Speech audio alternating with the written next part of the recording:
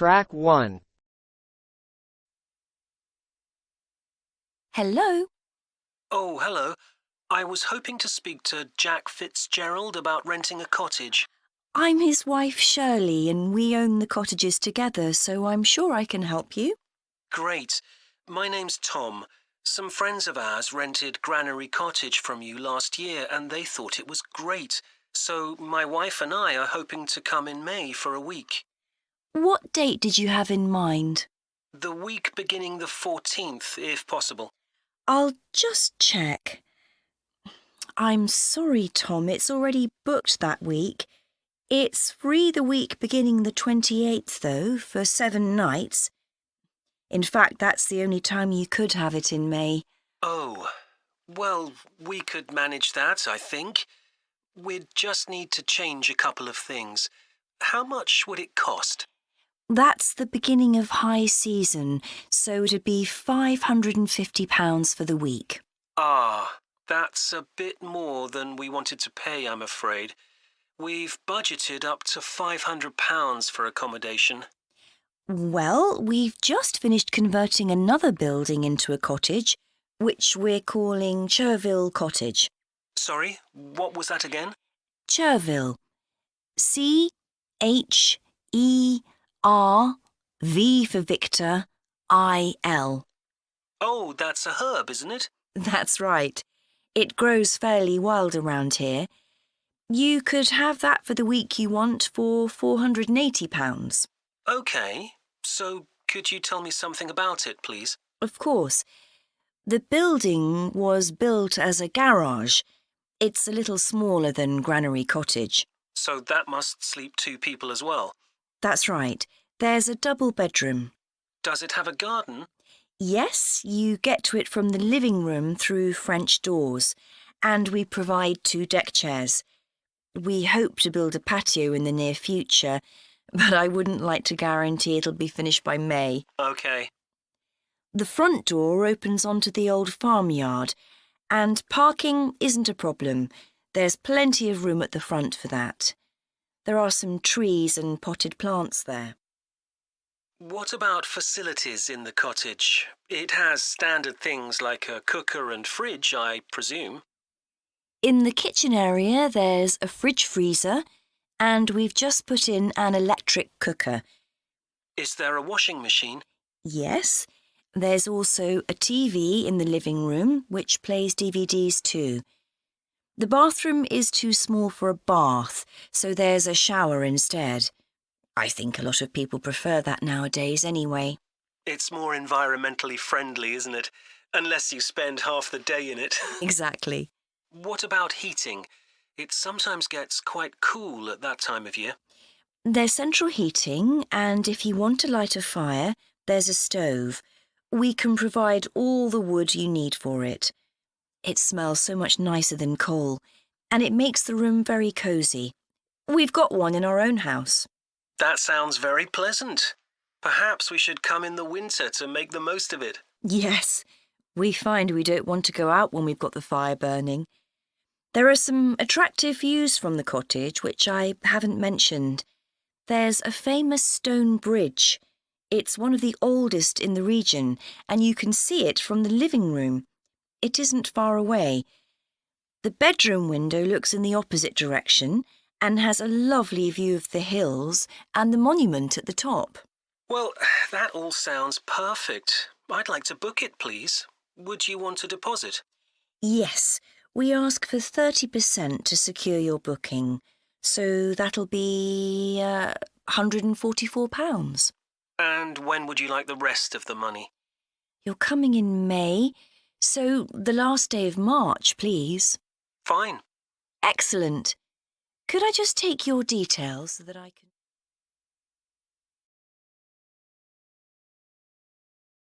Track 2.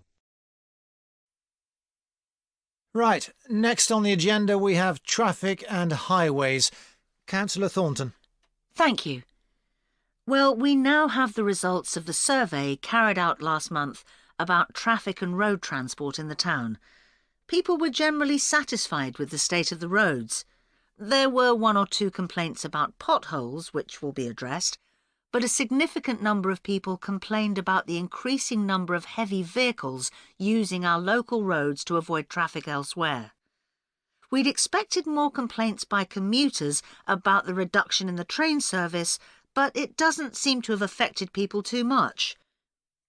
The cycle path that runs alongside the river is very well used by both cyclists and pedestrians since the surface was improved last year, but overtaking can be a problem, so we're going to add a bit on the side to make it wider.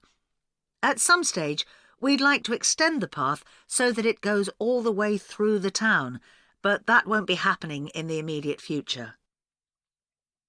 The plans to have a pedestrian crossing next to the post office have unfortunately had to be put on hold for the time being.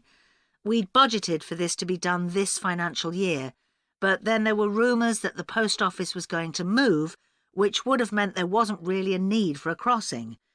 Now they've confirmed that they're staying where they are, but the Highways Department have told us that it would be dangerous to have a pedestrian crossing where we'd originally planned it, as there's a bend in the road there, so that'll need some more thought. On Station Road, near the station and level crossing, drivers can face quite long waits if the level crossing's closed, and we've now got signs up requesting them not to leave their engines running at that time. This means pedestrians waiting on the pavement to cross the railway line don't have to breathe in car fumes. We've had some problems with cyclists leaving their bikes chained to the railings outside the ticket office, but the station has agreed to provide bike racks there. So next on the agenda is proposals for improvements to the recreation ground. Councillor Thornton again. Well, since we managed to extend the recreation ground, we've spent some time talking to local people about how it could be made a more attractive and useful space. If you have a look at the map up on the screen, you can see the river up in the north and the community hall near the entrance from the road. At present, cars can park between the community hall and that line of trees to the east, but this is quite dangerous for pedestrians, so we're suggesting a new car park on the opposite side of the community hall, right next to it. We also have a new location for the cricket pitch. As we've now purchased additional space to the east of the recreation ground, beyond the trees, we plan to move it away from its current location, which is rather near the road, into this new area beyond the line of trees. This means there's less danger of stray balls hitting cars or pedestrians. We've got plans for a children's playground, which will be accessible by a footpath from the community hall and will be alongside the river. We'd originally thought of having it close to the road, but we think this will be a more attractive location. The skateboard ramp is very popular with both younger and older children. We had considered moving this up towards the river, but in the end we decided to have it in the southeast corner near the road. The pavilion is very well used at present by both football players and cricketers. It will stay where it is now, to the left of the line of trees and near to the river, handy for both the football and cricket pitches. And finally, we'll be getting a new notice board for local information, and that will be directly on people's right as they go from the road into the recreation ground.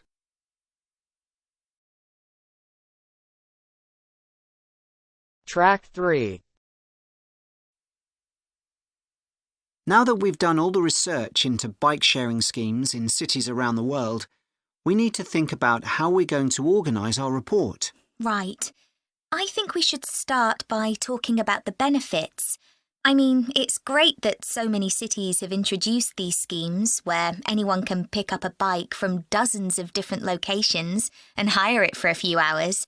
It makes riding a bike very convenient for people. Yes, but the costs can add up, and that puts people on low incomes off in some places. I suppose so. But if it means more people in general are cycling rather than driving, then because they're increasing the amount of physical activity they do, it's good for their health. OK, but isn't that of less importance? I mean, doesn't the impact of reduced emissions on air pollution have a more significant effect on people's health? Certainly in some cities, bike sharing has made a big contribution to that. And also help to cut the number of cars on the road significantly. Which is the main point. Exactly. But I'd say it's had less of an impact on noise pollution because there are still loads of buses and lorries around. Right. Shall we quickly discuss the recommendations we're going to make? In order to ensure bike-sharing schemes are successful? Yes. OK. Well, while I think it's nice to have really state-of-the-art bikes with things like GPS, I wouldn't say they're absolutely necessary. But some technical things are really important, like a fully functional app, so people can make payments and book bikes easily. Places which haven't invested in that have really struggled. Good point. Some people say there shouldn't be competing companies offering separate bike-sharing schemes, but in some really big cities, competition's beneficial. And anyway, one company might not be able to manage the whole thing. Right. Deciding how much to invest is a big question. Cities which have opened loads of new bike lanes at the same time as introducing bike-sharing schemes have generally been more successful. But there are examples of successful schemes where this hasn't happened. What does matter, though, is having a big publicity campaign. Definitely. If people don't know how to use the scheme or don't understand its benefits, they won't use it. People need a lot of persuasion to stop using their cars. Shall we look at some examples now and say what we think is good or bad about them? I suppose we should start with Amsterdam, as this was one of the first cities to have a bike-sharing scheme. Yes, there was already a strong culture of cycling here. In a way, it's strange that there was such a demand for bike sharing, because you'd have thought most people would have used their own bikes. And yet it's one of the best used schemes. Dublin's an interesting example of a success story. It must be because the public transport system's quite limited. Not really. There's no underground, but there are trams and a good bus network. I'd say price has a lot to do with it. It's one of the cheapest schemes in Europe to join. But the buses are really slow. Anyway, the weather certainly can't be a factor. No, definitely not. The London scheme's been quite successful. Yes, it's been a really good thing for the city. The bikes are popular and the whole system is well maintained, but it isn't expanding quickly enough. Basically, not enough's been spent on increasing the number of cycle lanes. Hopefully that'll change. Yes. Now, what about outside Europe? Well, bike-sharing schemes have taken off in places like Buenos Aires. They built a huge network of cycle lanes to support the introduction of the scheme there, didn't they? It attracted huge numbers of cyclists where previously there were hardly any. An example of good planning. Absolutely. New York is a good example of how not to introduce a scheme. When they launched it, it was more than 10 times the price of most other schemes. More than it costs to take a taxi. Crazy. I think the organisers lacked vision and ambition there. I think so too. Sydney would be a good example to use. I would have expected it to have grown pretty quickly here. Yes. I can't quite work out why it hasn't been an instant success like some of the others. It's a shame, really. I know. OK, so now we've thought about all those...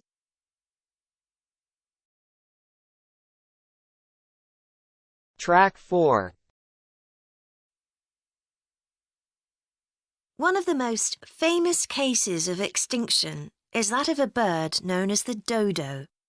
In fact, there's even a saying in English, as dead as the dodo, used to refer to something which no longer exists. But for many centuries, the dodo was alive and well, although it could only be found in one place, the island of Mauritius in the Indian Ocean. It was a very large bird, about 1 metre tall, and over the centuries it had lost the ability to fly, but it survived happily under the trees that covered the island. Then, in the year 1507, the first Portuguese ships stopped at the island. The sailors were carrying spices back to Europe and found the island a convenient stopping place where they could stock up with food and water for the rest of the voyage, but they didn't settle on Mauritius. However, in 1638, the Dutch arrived and set up a colony there. These first human inhabitants of the island found the dodo birds a convenient source of meat, although not everyone liked the taste. It's hard to get an accurate description of what the dodo actually looked like. We do have some written records from sailors and a few pictures, but we don't know how reliable these are. The best-known picture is a Dutch painting in which the bird appears to be extremely fat, but this may not be accurate. An Indian painting done at the same time shows a much thinner bird. Although attempts were made to preserve the bodies of some of the birds, no complete specimen survives. In the early 17th century, 4 dried parts of a bird were known to exist. Of these, 3 have disappeared, so only one example of soft tissue from the dodo survives, a dodo head. Bones have also been found, but there's only one complete skeleton in existence. This single dodo skeleton has recently been the subject of scientific research, which suggests that many of the earlier beliefs about dodos may have been incorrect. For example, early accounts of the birds mention how slow and clumsy it was. But scientists now believe the bird's strong knee joints would have made it capable of movement which was not slow, but actually quite fast. In fact, one 17th century sailor wrote that he found the birds hard to catch. It's true that the dodo's small wings wouldn't have allowed it to leave the ground, but the scientists suggest that these were probably employed for balance while going over uneven ground. Another group of scientists carried out analysis of the dodo's skull. They found that the reports of the lack of intelligence of the dodo were not borne out by their research, which suggested the bird's brain was not small, but average in size. In fact, in relation to its body size, it was similar to that of the pigeon, which is known to be a highly intelligent bird. The researchers also found that the structure of the bird's skull suggested that one sense which was particularly well developed was that of smell. So the dodo may also have been particularly good at locating ripe fruit and other food in the island's thick vegetation.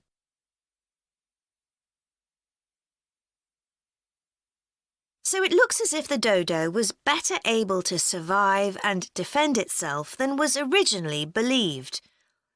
Yet, less than 200 years after Europeans first arrived on the island, they had become extinct. So what was the reason for this? For a long time it was believed that the dodos were hunted to extinction, but scientists now believe the situation was more complicated than this. Another factor may have been the new species brought to the island by the sailors. These included dogs, which would have been a threat to the dodos, and also monkeys, which ate the fruit that was the main part of the dodo's diet. These were brought to the island deliberately. But the ships also brought another type of creature, rats, which came to land from the ships and rapidly overran the island. These upset the ecology of the island, not just the dodos, but other species too. However, they were a particular danger to the dodos because they consumed their eggs. And since each dodo only laid one at a time, this probably had a devastating effect on populations. However, we now think that probably the main cause of the bird's extinction was not the introduction of non-native species, but the introduction of agriculture. This meant that the forest that had once covered all the island and that had provided a perfect home for the dodo was cut down so that crops such as sugar could be grown. So, although the dodo had survived for thousands of years, suddenly it was gone.